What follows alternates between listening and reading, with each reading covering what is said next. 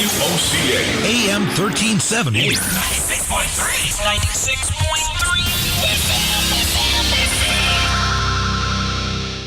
96.3. You're listening to WOCA. Ocala. Ocala's information station, 1370 WOCA. Ocala.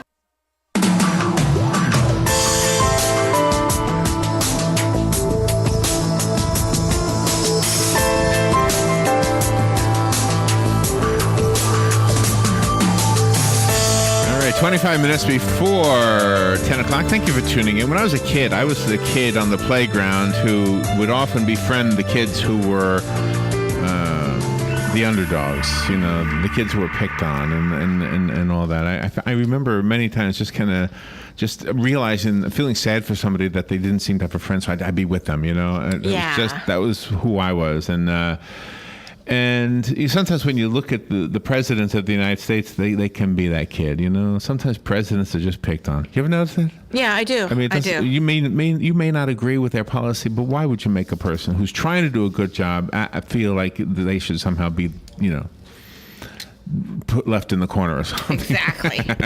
If we all behave like we did, like we were supposed to do as children on the playground, I think we'd be a better world. Our next guest has had the opportunity to speak at the request of 4 U.S. presidents and the U.S. Department of Defense. He toured military bases around the world, and he has written a children's book. It's the last thing I would have expected to see in this list of credentials. And it's a wonderful children's book, and it is exactly what we were talking about regarding, you know, trying to make somebody who doesn't have a friend feel a little bit better about themselves and becoming a friend to that person. Andy Andrews has written some novels that I guess you would call adult novels. Yes. New York Times best-selling author. Yeah, no connotation to that as far as the word adult is used sometimes. But anyway, the book we're talking about today is called Henry Hodges Needs a Friend, a special message for any child who feels lonely. It's a beautiful book. Andy Andrews, you are some guy. Good morning, Andy. How are you? Good morning, Larry. Robin, how are you guys doing? Oh, honestly, you have some credentials. Wow, look at you. Where are you calling from?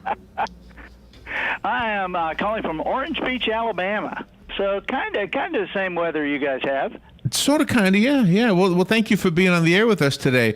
So, were you the kid on the playground who didn't have any friends? You know, I was really kind of in between. Because I heard what you said about being the one making friends, and I really did that. But I also had a period of my life where I was the one who needed a friend, and so I was, I guess, inspired by people who reached out to me. And I talked to a lot of parents who tell me about their kids and the needs and the feelings that they have. And so I was very excited to get into this book, and after a long process, finally have it out. Yeah. I mean, every once in a while you hear somebody who's in the limelight, who's a celebrity who had that kind of a background, and you're so happy that they're now doing something that they always wanted to do. So, and it sounds like that's your case as well. How did it come to be that you became an inspirational speaker? How does that happen? Isn't that odd? Because I don't know that anybody starts their life thinking that's what I want to be. Yeah, right. But when I was 19, my parents died. Both my parents died in the same year. My mom died of cancer. My dad was killed in a car accident. Oh, my goodness. And I took a bad situation and made it worse, and within a couple of years was actually living under a pier. And so I spent a couple of years kind of, living on the beach and in and out of garages. And so it was a crazy time. This was like 35 years ago. But it really served to kind of shape my life. I met an old guy back then who started me reading and got me hooked on biographies. And just reading the stories of these people and what they went through, and I realized, that was one real common thread to greatness, is that all these people seem to have had incredible, almost insurmountable challenges. And so it really got me to thinking in a different manner. And so now, I speak around the country and work with people and have written, several books, The Traveler's Gift, The Noticer, some of those, and that's what people call me now, is a noticer. It's like when God was passing out talents, I didn't get the cool ones. I can't run fast, I can't sing great, but I notice little things that make a difference in people's lives. And that is often what a comedian is. A comedian often notices things or notices them a different way, maybe. And is that you too? Are you a comedian? Or could you have been? I worked as a comedian for years. I actually did. I was, I'm 55 now, and but when I was in my late 20s and early 30s, really in my 30s, I toured with Kenny Rogers. I toured for 2 years with Joan Rivers, with Garth Brooks, Cher, Chaka Khan. I have a very odd resume, as you already mentioned. Wow, that's cool. You know what I've often wondered? I don't know that any of us will know this, but when we're young people, and there's always some kid, some girl, some boy who's very, very popular, hugely popular. I wonder if they can relate to this, because it seems like there's a few of them, and there's way more of the kids who weren't as popular. And either you were somehow associating yourself with the popular one, or you were outcast for some reason that probably isn't even understood by yourself. But I'm guessing most kids will relate to this. I'm wondering how many kids were like the high school cheerleader king, queen, or whatever. I mean, I don't even know what to call them, but I'm wondering if they didn't have the same experiences as the rest of us. It just didn't look like it. Well, you know what? This is an odd thing, Larry, but I think that a lot of those people, and I think there are a lot fewer of them than there are of us, and we all know who you're talking about, but I think the odd thing is that those people experience these feelings later. I've told my boys, my wife and I have a 12-year-old and a 15-year-old, and I said, look, right now you think, my 15-year-old is in the 9th grade, and I said, you think that high school is like everything in the world. I said, but I promise you, you just got to trust me on this. 10 years is a great leveler. All the things. I mean, once you get out of school and you start living your life as an adult, all those little things, the looks, the money that somebody's parents have, it really doesn't matter anymore, and the playing field is very leveled. And so I think that a lot of the people who had it really easy as kids, which I think there's very few of them, but I think those people tend to have a harder time as adults getting started. Maybe, yeah, maybe right. Yep. So you bring a dog into the story. I should ask you to give us the thumbnails. Let me just tell the audience, this is a beautiful book. It is You're wonderful love this story. Book. It is absolutely great for children. But if you're like me, when you're sitting in the doctor's office and there are some children's books on the coffee table, you always pick one up, don't you? Yeah. Even if there's not a child with you, I pick them up. Exactly. So this is going to. I do too, and I don't know if that says a lot about us. But yeah, the book is Henry Hodges Needs a Friend, and and I got to say, first of all, I wrote the words in it, but the illustrator Colleen Madden just did an unbelievable job in this book. Absolutely, yeah. The book is about a lonely boy, and his parents tell him that he is going to get a friend, and he's going to get. It's going to be a very unusual pet.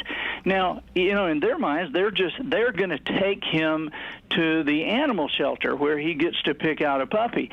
But when they say unusual pet, his mind just goes crazy, and so he starts thinking, an unusual pet. What is that? Is it like a kitten who barks, a pig who climbs trees? Right.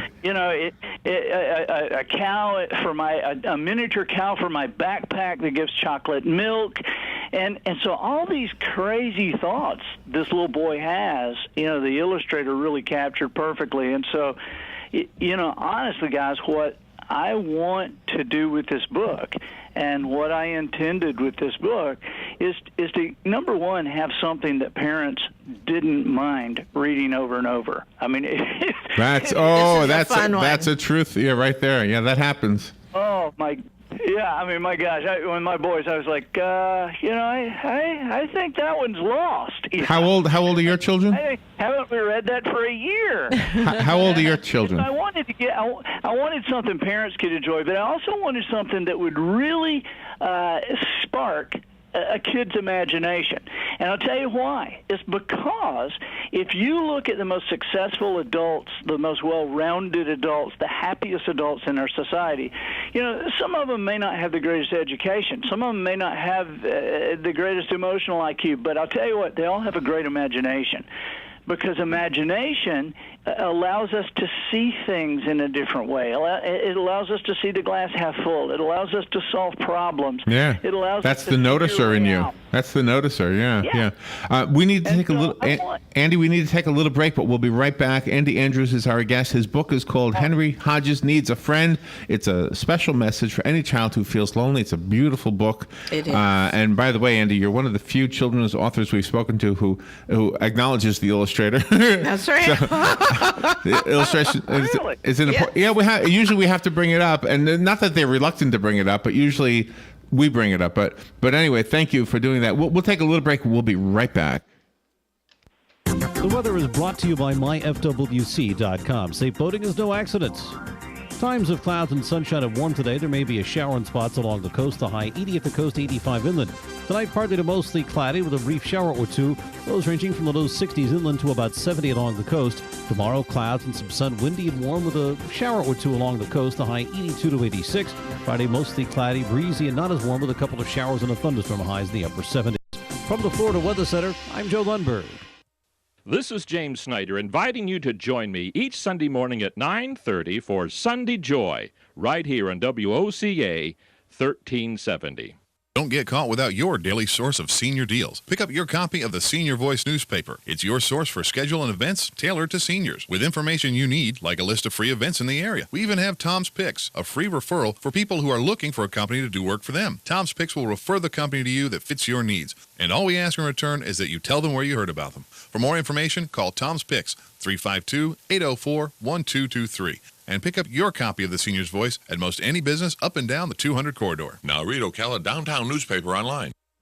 Black Cow composted cow manure is a terrific organic soil amendment. We start with cow manure from dairy farms and then compost it a full 90 days. The result is an all-natural, dark, rich soil amendment that's great for everything you grow. Flowers, vegetables, shrubs, trees, and lawns too. Look for Black Cow in the bright yellow and black bag at your favorite nursery or garden center. Black Cow, the mature manure, Black Cow.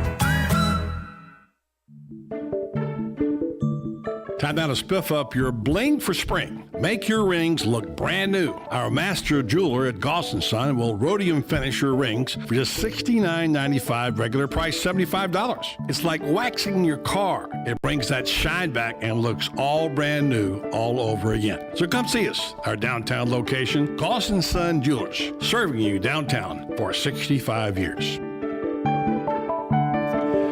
All right, 12 minutes before 10 o'clock. Thank you for tuning in. When my son was younger, actually when he was 1 year old, the dog that he had most of his life, when his younger life, I should say, was born. We had the mother. We owned the mother dog. The mother dog was hit by a truck shortly after, so we ended up keeping one of the puppies, and that puppy became the childhood dog of my son. Mm-hmm. So when that dog died, I guess about 15 years later, my son would have been 15 or 16 years old when that happened.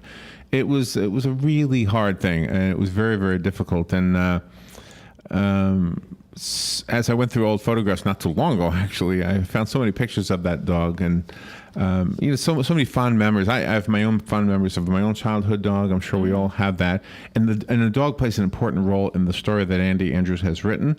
Andy, thank you for staying through the break with us. So one of the characters in the book is a dog named Hap. Yeah, and let me just say, you mentioned before the break about that nobody says anything about the illustrator. Good grief, I have never met this lady, but whoever she is, and her bio's on the book, man, she is awesome.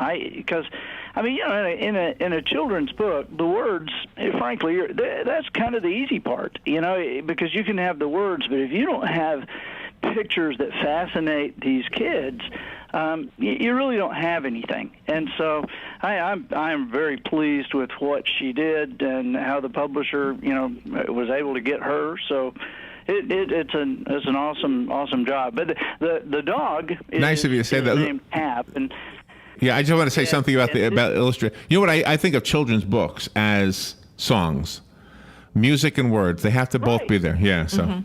So anyway, the pictures are like the music, and You're exactly right, and I look at, I got to see the stuff as she was doing it, but if you look through the book, I'm amazed when I got the book at the ancillary stuff. There's just more to look at and more to talk about, because when the little boy, when Henry takes Hap to his room for the first time, and he's there playing with the dog, if you look around the room, there's a little thing that the boy has drawn that's on the wall, and it's this head of a cat looking so, and he's written, "Cats can be very sneaky." Yeah, I like that poster. The background.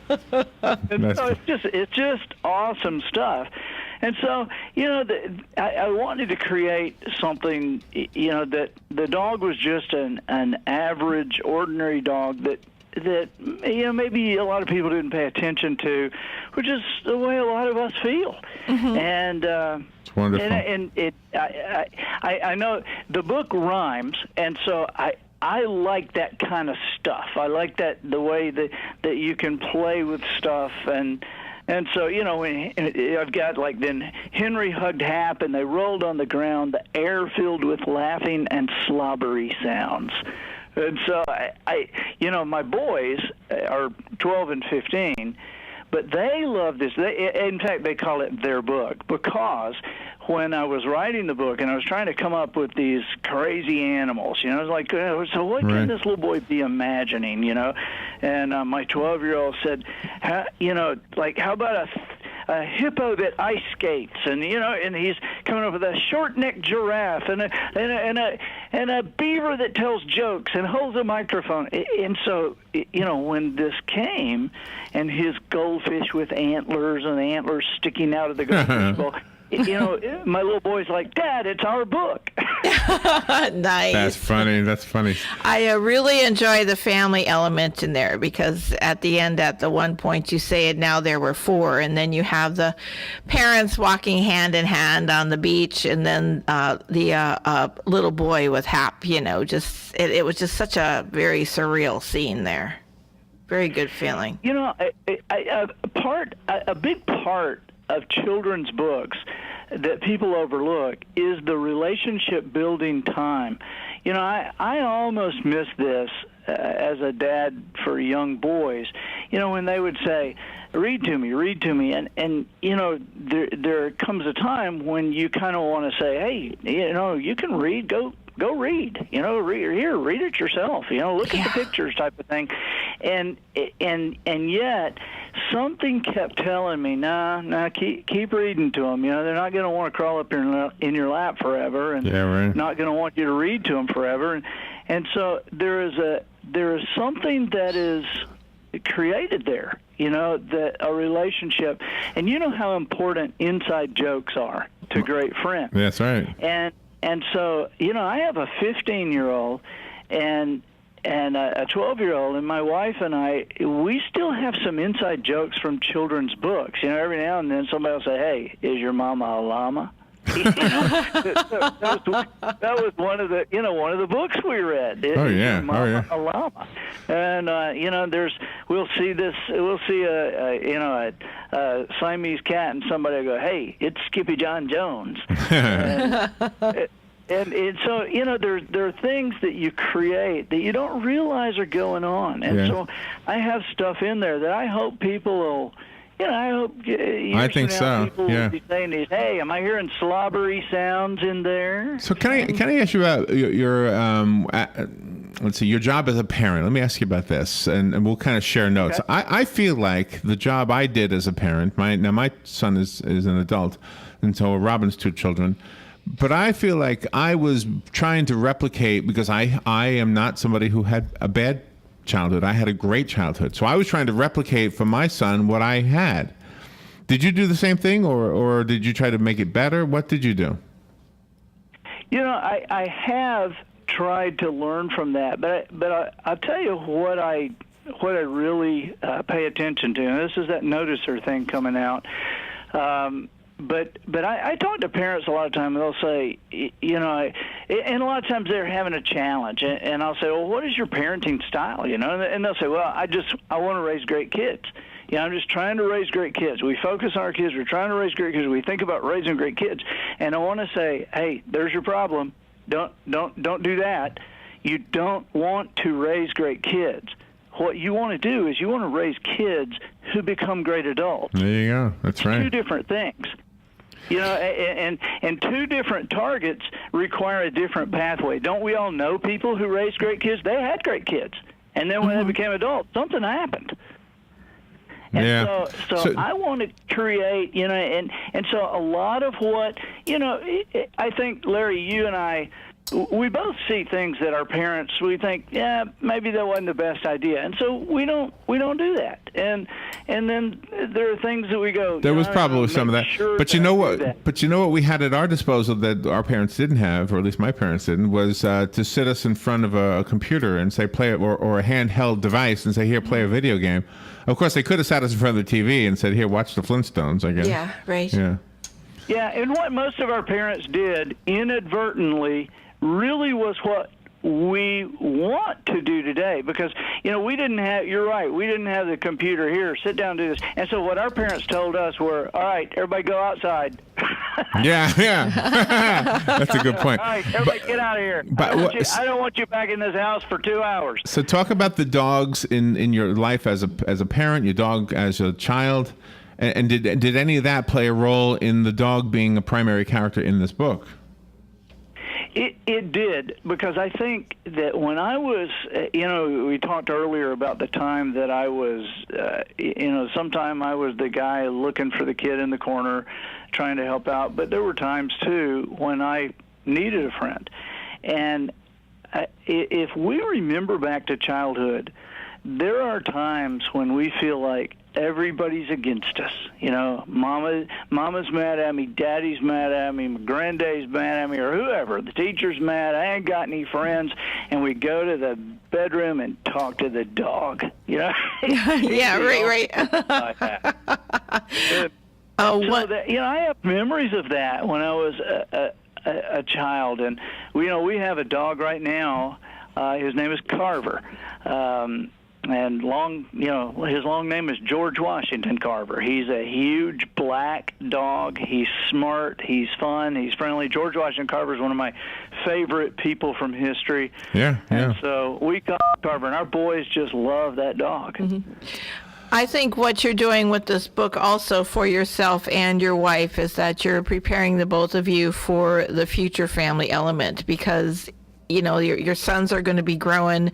They're going to have families of their own, and that loneliness is going to, again, sink into your part, but you're such a great dad that you're always going to be a part of your children's lives. All right, Robin, you're just going to make me cry right here. Hey, don't do this to me. I mean, he's already 15. Yeah, I know. Yeah, it's right on the corner. I've had that with both of mine. And I think that, you know, when we become grandparents or when we become, you know, mentors to younger parents who have children, I think it's very important to spend that time reading and to encouraging reading. And people ask me a lot of times, you know, because I've written a lot of, you know, books, and people say, how do I get my kids to read? And one of the best ways, or probably the best way, is to read to them. Yeah. And the reason is because you're connecting them with the excitement of a story. And when it does come time for them to pick up a book, or when they're bored or whatever, you know, you can get them reading. You know, even my 15-year-old, he wasn't real crazy about reading, but But then he wanted to see the Hunger Games, and I said, read the book first. Okay. Henry Hodges Needs a Friend. The book is by Andy Andrews. Call me if you want the copy that was sent to us. We have like 20 seconds left, Andy. Give us a website. Is the book on Amazon? Yes, it is. And in the bookstore, and I'm andyandrews.com and on Facebook. So find me and click like. I'll be your friend. Thank you, Andy. We'll be right back. Attic Mall Studios. This is WOCA, Ocala, Gainesville, The Villages, 1370 AM, 96.3 FM, The Source. Fox News Radio, I'm Lillian Wu. Leaders of Germany, France, and Spain have arrived at the French mountain village where search continues for clues in the Germanwings flight. Investigators say the one black box recorder which has been recovered was badly damaged. Our sense is that they have